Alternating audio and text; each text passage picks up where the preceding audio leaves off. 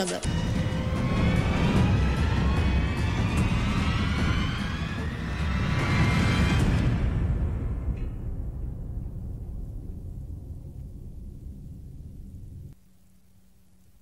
सध्या मार्च महिना सुरू आहे, म्हणजे अजून जवळजवळ महिनाभर उन्हाळा दूर आहे।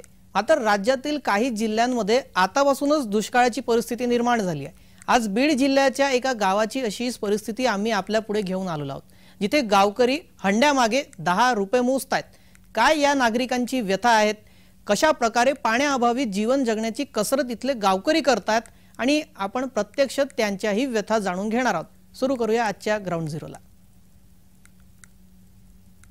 बीड जिल्ह्यामध्ये भीषण दुष्काळी परिस्थिती आहे। दुष्काळी परिस्थितीमुळे परिसरातील विहिरी आणि बोरवेल पूर्णतः आटलेले आहेत।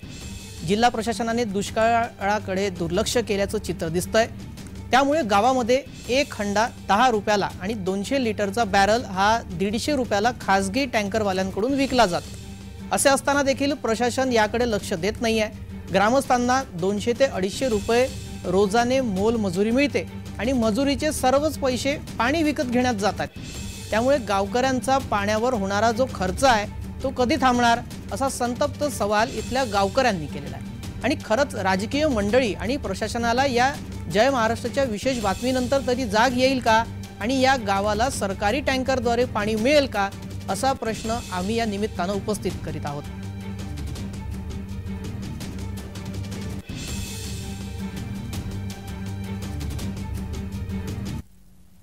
सर्वात आधी बीड मधील हे कोणतं गाव आहे आणि नेमकी काय इथली परिस्थिती आहे, या गावातल्या संपूर्ण परिस्थितीचा आढावा घेतलेला आहे आणि इथल्या गावकऱ्यांशी बातचीत केली आहे आमचे प्रतिनिधी उद्धव मोरे यांनी।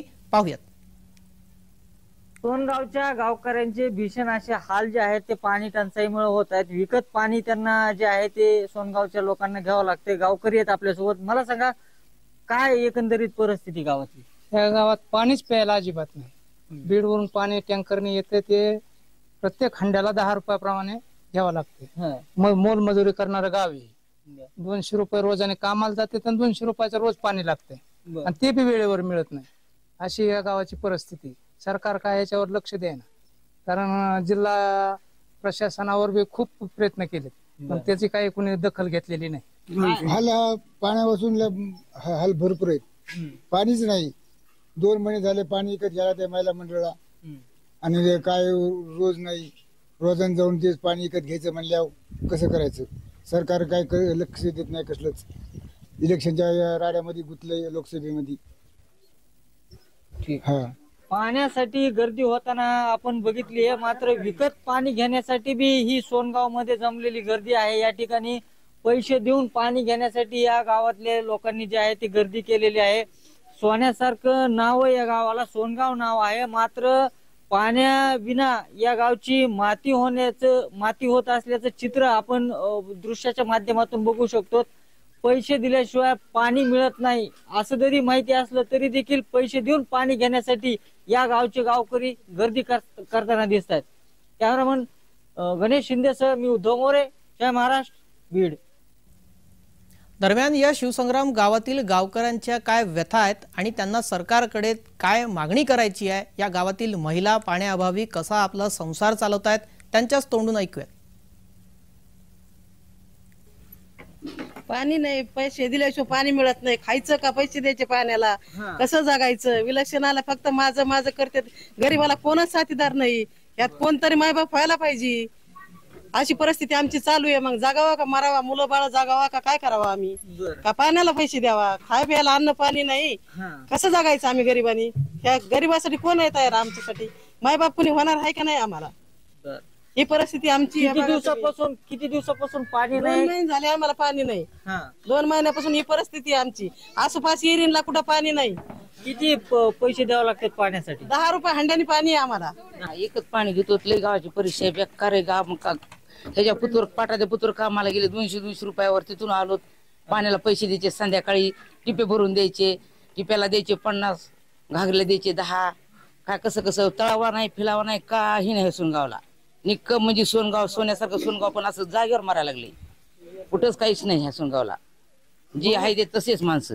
प्यायला पाण्याची परिस्थिती लयच बेकार आहे। आंघोळीसाठी पाणी प्यायला तर 12 दिवसाला पाणी, 10 अंडे येते 12 दिवसाला पाणी।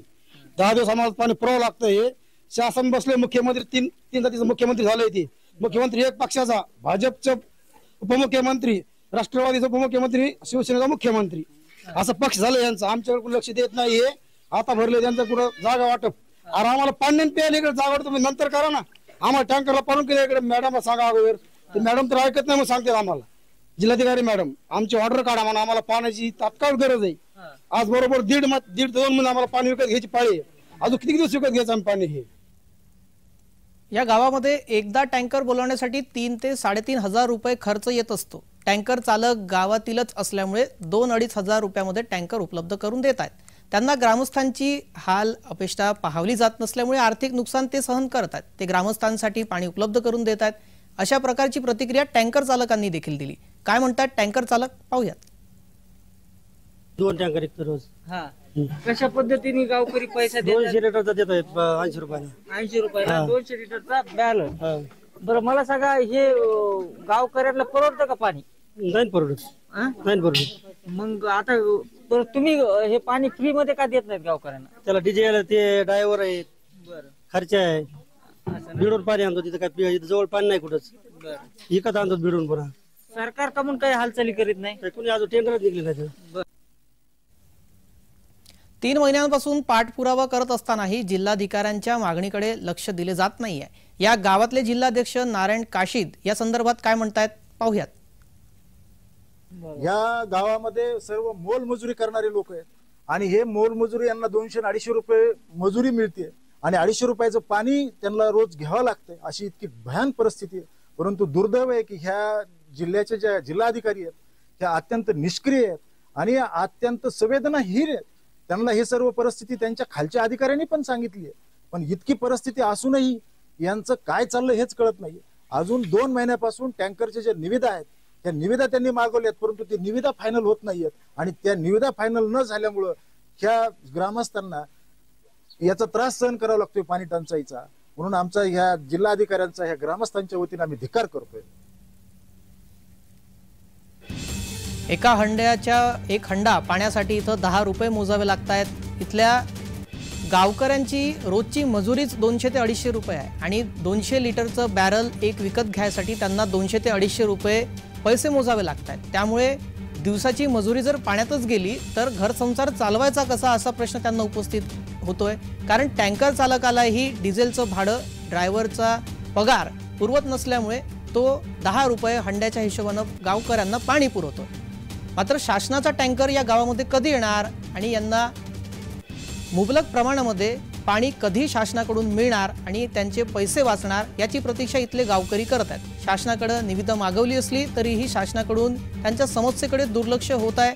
नेते मंडळी निवडणुकीत व्यस्त असल्याची तक्रार इथले संतप्त नागरिक करताना आपल्याला दिसत आहेत. येत्या काळामध्ये या बातमीनंतर प्रशासनाला जाग येते का? प्रशासन या गावकऱ्यांच्या समस्येकडे लक्ष घालते का आणि शासनाचा टँकर, सरकारी टँकर या गावामध्ये पोहोचवला जातो का आणि पाण्याची समस्या या गावकऱ्यांची सुटते का हे येत्या काळामध्ये पाहावं लागणार आहे.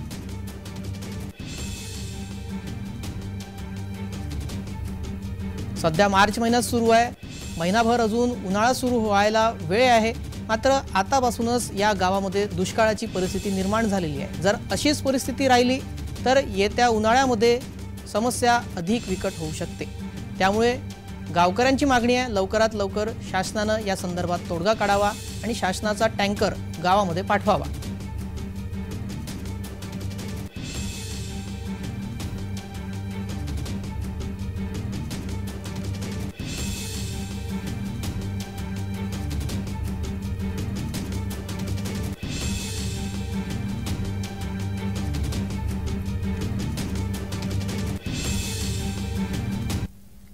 आजच्या ग्राउंड झिरोमध्ये इतकंच. सर्व प्रेक्षकांना जय महाराष्ट्र.